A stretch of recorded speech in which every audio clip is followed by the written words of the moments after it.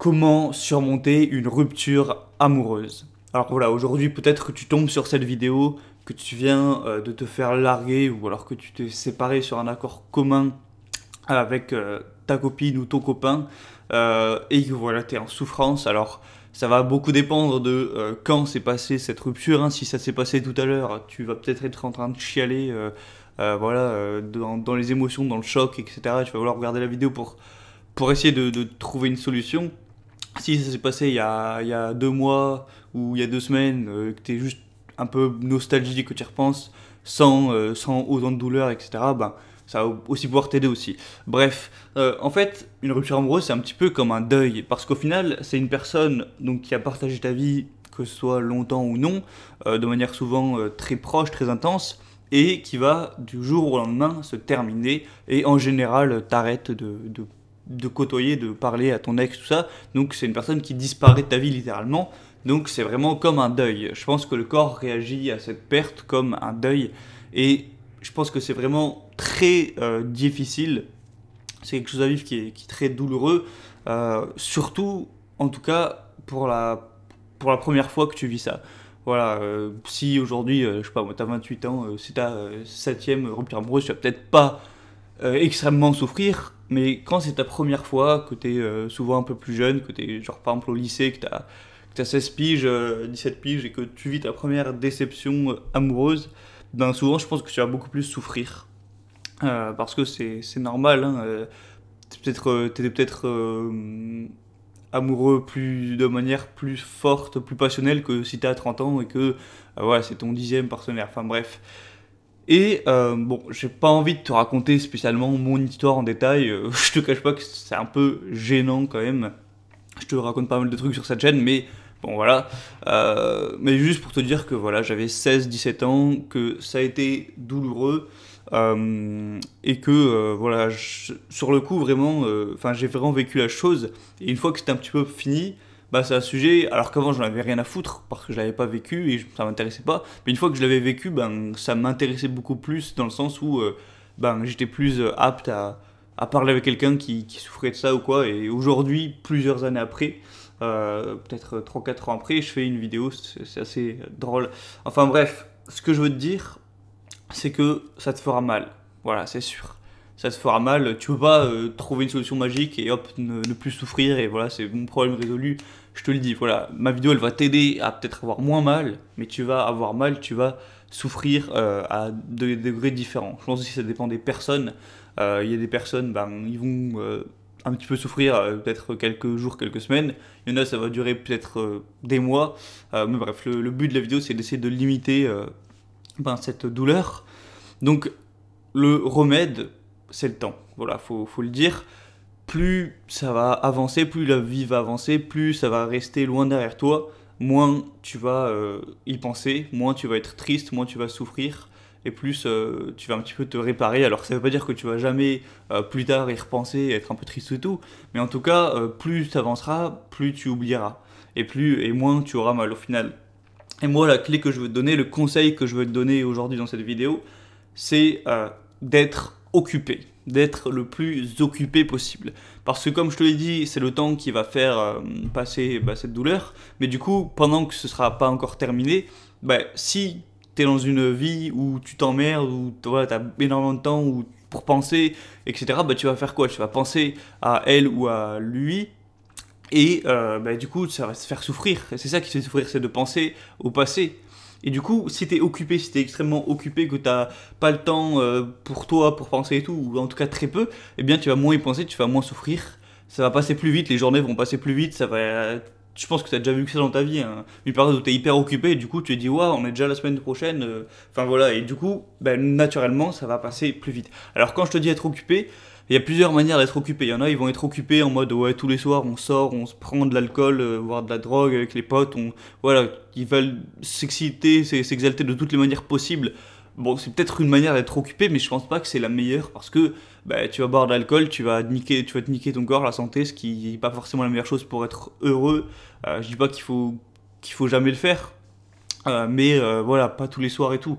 Voilà, tu peux le faire une fois, un petit peu pour oublier avec tes potes, mais moi je te dirais être occupé, mais de manière productive, de manière saine, de manière qui te fera accomplir des choses. Moi, pour te parler de moi rapidement, ben, la période du coup après cette rupture, donc le mois d'après, c'était en été, c'était été, et bien du coup ouais, c'était un petit peu con puisque j'étais tout seul chez moi, c'était les grandes vacances au lycée, et donc en plus mes parents étaient en vacances et tout, j'étais tout seul dans ma maison pendant des semaines.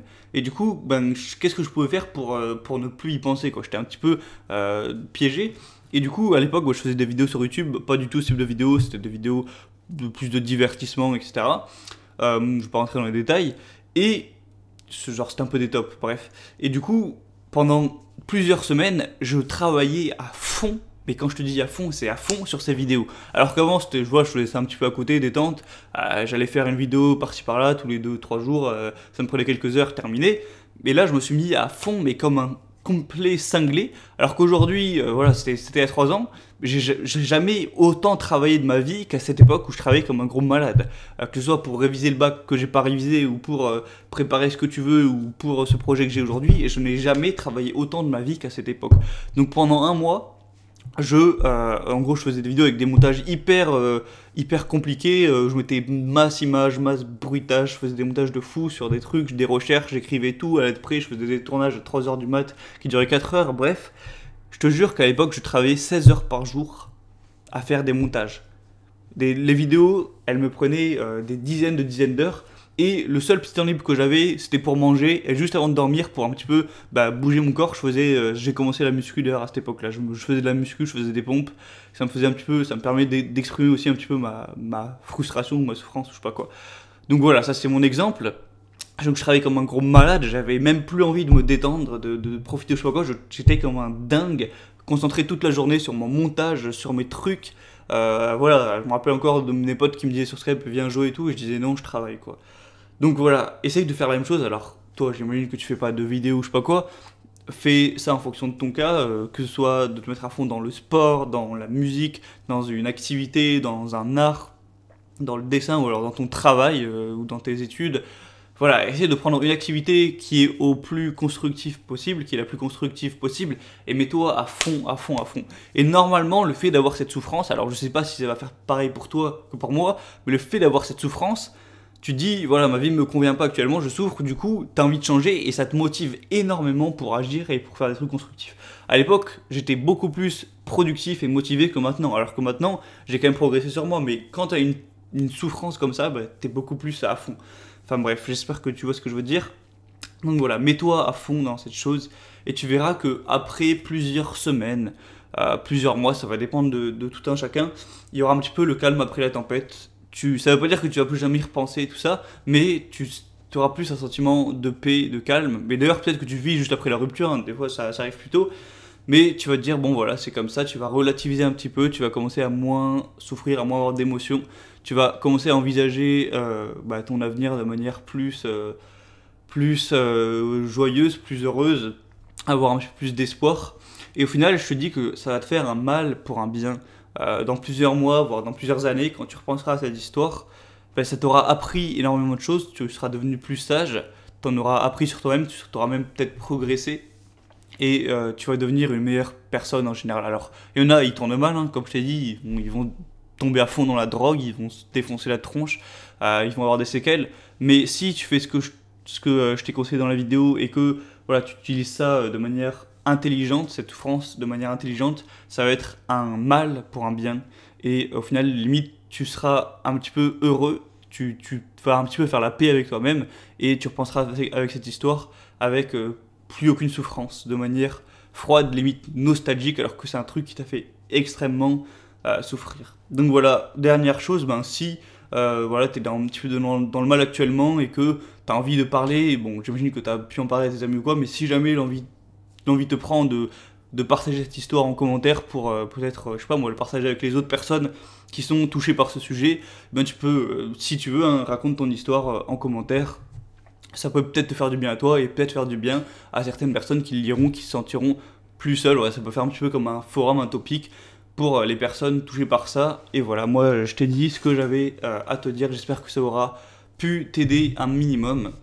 Donc voilà, bon courage, tiens bon. Et voilà, c'était Gabriel, je te dis à la prochaine pour d'autres vidéos. et ciao.